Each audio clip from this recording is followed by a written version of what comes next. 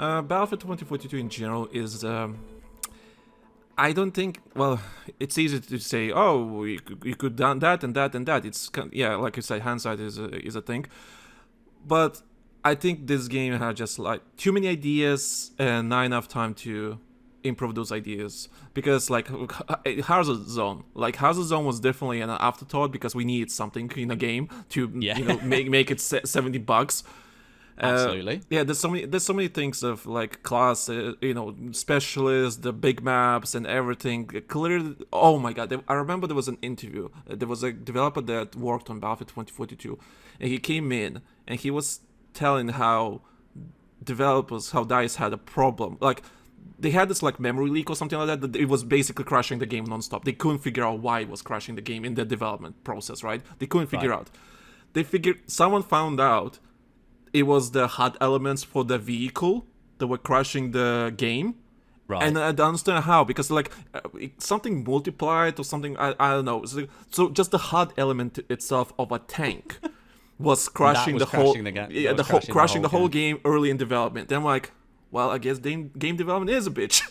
Yeah, and like, don't get me wrong, I'm not going to sit here and say it's easy to make a game. It's just that I think with 2042, I totally agree with your opinion there, which is that there were some ideas, and they had they done a better job with implementing the specialists, like a lot of people said, the specialist tone, like the tone of the characters, didn't fit the tone of the game that had been built.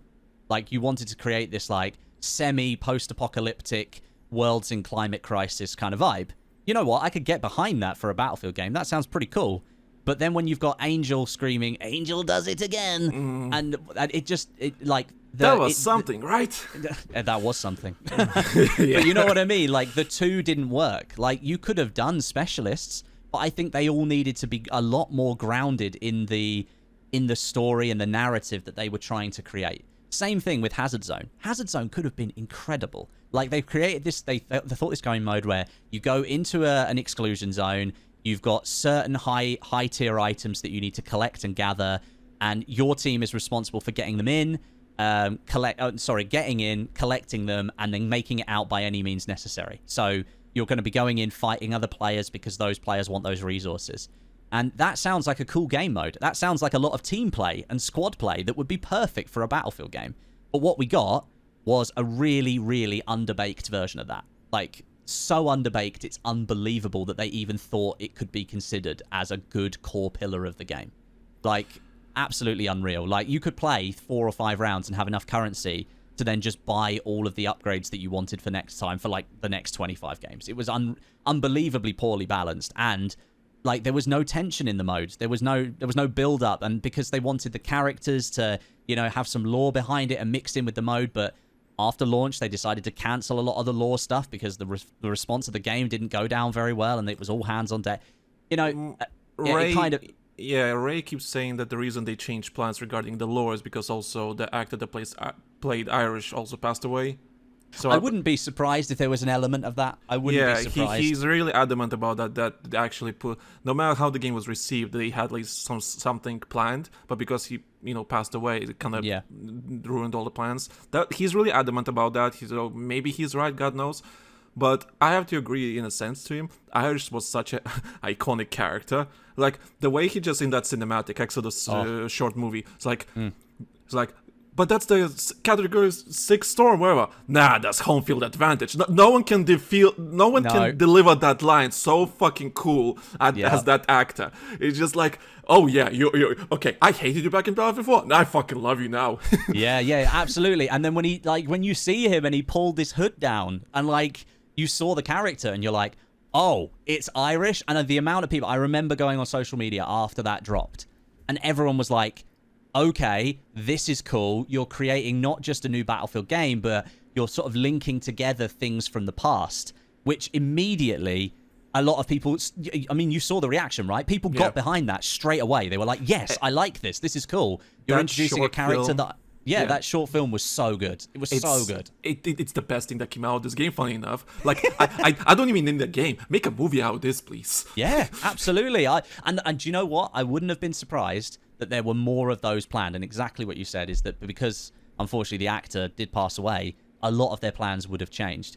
And it's really sad that that's happened, but you could see where they were kind of going with it. And had they been able to go further forward with it, they might have succeeded more with the whole specialist thing, because there would have been some understanding and some storyline behind each of the characters, right? Because we still, largely, you don't really know much about the specialists anyway. Yeah, specialists. I still don't think it will work just because you have specialists on both sides of the there's no really factions. It's just Clone Wars basically. Yeah. I agree. Yeah. But the thing is like, you could have easily done it with the specialists where they had, I don't know how many specialists did they have at launch. I can't remember. I think it was 7 or 6.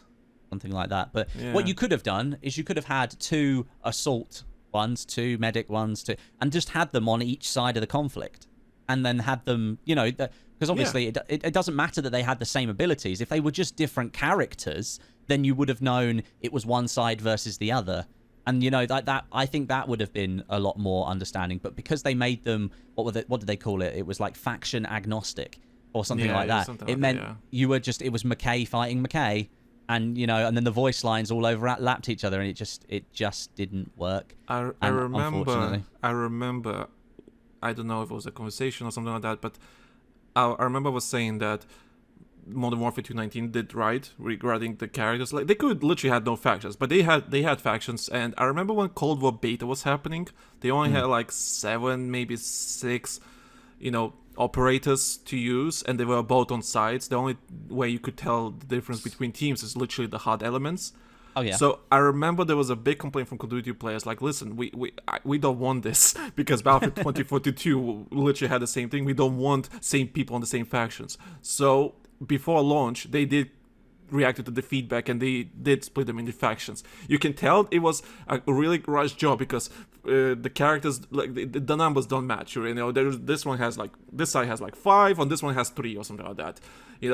It was clearly a last minute decision according to the feedback. So it's just the Clone Wars, characters on both sides. That doesn't bond well with me regarding that. I might as well mention that, as we talked, I was saying we're not going to talk about Battlefield 2042 too much, but here we are.